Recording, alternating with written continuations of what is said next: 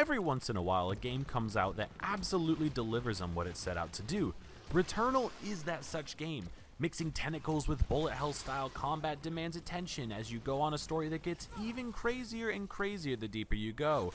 Some are calling it the best game out on the PlayStation 5 at the moment, and honestly, having sunk in so much time into it already, I can say that these people are correct. Fully making use of the PlayStation 5 hardware to deliver on over-the-top gameplay with quick loading times means that even if you fall short and fail, getting back into the action is just a snap away. Now, I could end this video right here and just tell you to go out and get this game and give it a go, but let me explain where I'm coming from.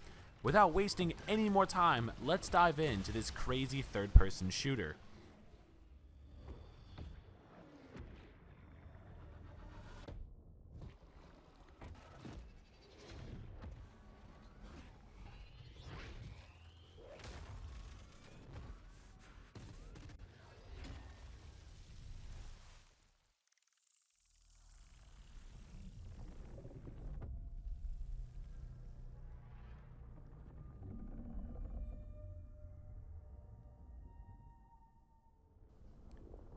The story for Returnal starts off pretty easy to follow, but quickly devolves into this super intricate plot that has you questioning your very reason for being here.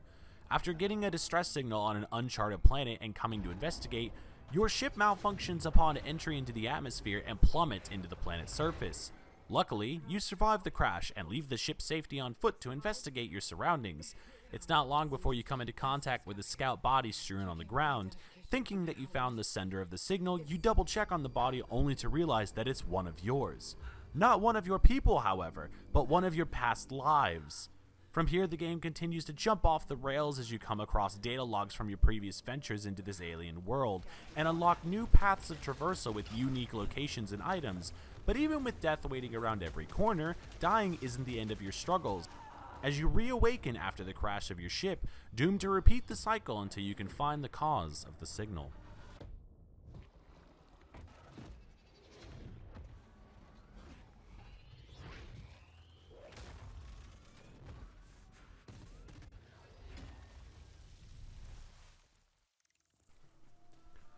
Now, right when the game boots up, you're in for a visual feast. This game is absolutely gorgeous. From the planet life reaching towards you as you walk through the fauna, to the way the rain and other weather effects kick up leaves and make the world feel alive. Even when you're in the thick of combat, the enemy designs and the way that they interact with what's going on, whether jumping up to a ledge to get an advantage on you or teleporting behind you to close distance, really show how much detail is put into these environments to make them feel alive. As you would expect with other roguelikes, as you make your way through the areas from room to room, not only do the locations of said rooms change, but the challenges inside as well. Most commonly, you will have your main pathways, which usually leads towards the objective at hand. Blue triangle doors that usually indicate one-off sections ending in either treasure or challenges, or yellow star rooms which act as a gauntlet with multiple enemies, usually rewarding you in a weapon drop if you're successful, along with other upgrades. Knowing how these rooms work make future runs more accessible, as you can plan which room to navigate first, as you can back travel later on with the ability of teleporters.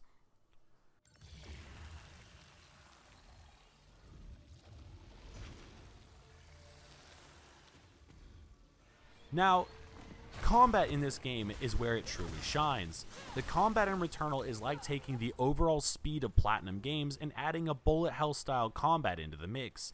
At first it sounds like it would be a clusterfuck of projectiles and end up being one of those games for only the true elite, but in this particular instance I find it to be a perfect balance. Combat in Returnal is fast paced and will take some time getting used to, but once it clicks, you'll be eager to jump back into the fray over and over again. To defend yourself against the horde of alien adversaries, Celine is equipped with a primary weapon. Each weapon not only has its own unique stats and perks, but also comes equipped with an alternate fire mode. Alternate fire modes are usually combat-altering attacks to disperse of multiple small enemies or to stagger a big enemy, allowing you to close distance and deal massive damage. There will be things like a barrage of bullets that home in on one enemy, to attaching a grenade launcher onto the weapon. Alternate fire modes usually have a long cooldown, meaning that you'll have to swap between regular fire and these devastating attacks to dispatch enemies. But, luckily, Celine has other options at her disposal. After making your way into the story, you'll unlock the ability to perform a melee attack. This is really nice when swarmed by smaller enemies, as it can take them out in one attack, and if they're close enough to each other, you can hit multiple enemies at the same time. So if your weapon is in the process of reloading and an enemy decides to get into your face, you can perform a melee to give yourself room to breathe. Combat comes fast and frequent in Returnal, and to reward you for doing well, the game has an adrenaline meter. By killing multiple enemies without being hit, you build up your adrenaline.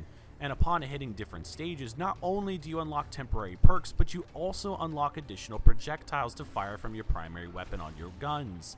Meaning that once you have the feel for combat and navigating through attacks, you're actually rewarded for doing good. But in case attacking wasn't enough, you also have a dash, and believe me, that thing is going to become your best friend.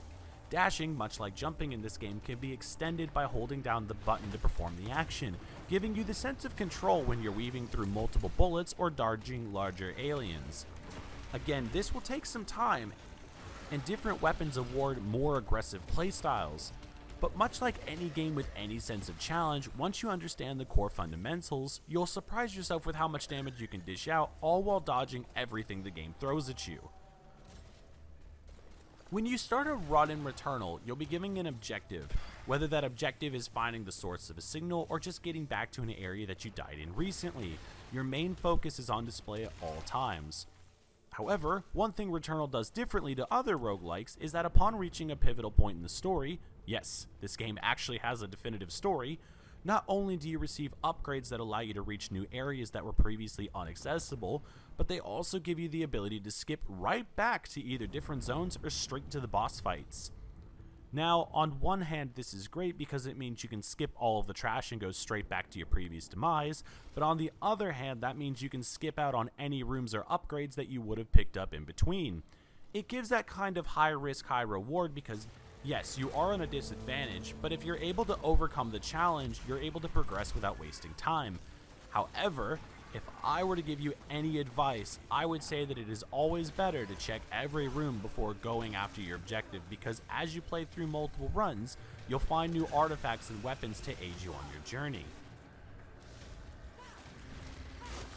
Throughout your multiple journeys into this hostile alien environment, you'll come across numerous tools to help you, some of which are tied to story progression, in the case of killing a boss or diving into the backstory of Celine. Others, however, can be purchased at fabricators, which act as shops, or simply by doing challenges in different rooms. Some of the artifacts can be as simple as giving yourself protection or giving a higher damage output depending on your adrenaline, and some can even give you a second life should you fall in combat. Weapons also come in all shapes and sizes as well. Every run you will begin with a pistol, but that pistol will have a different alternate fire mode every single time you restart.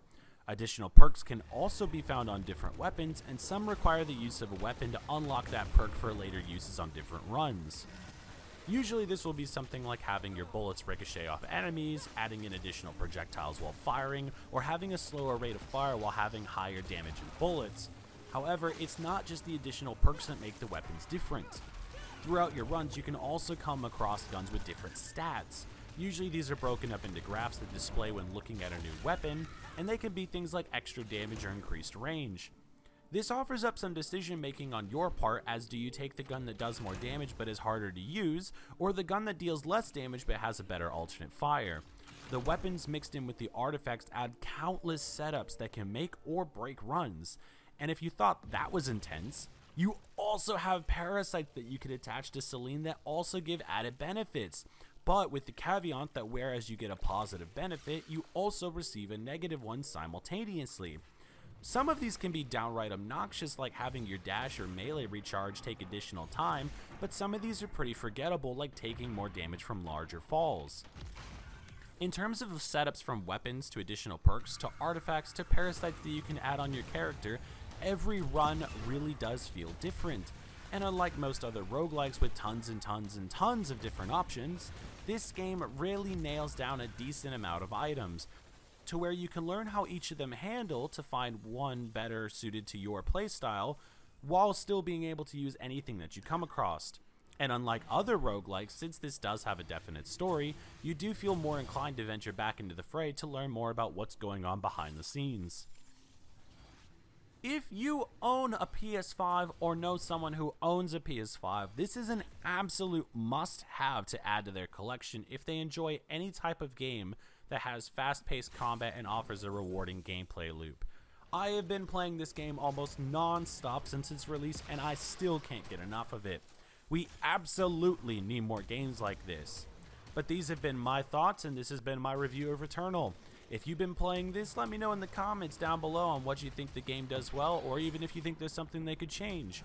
Make sure to like this video if you've made it this far and enjoy what you saw. And at the end of the week, we have Resident Evil 8 dropping, so be on the lookout for my week late review.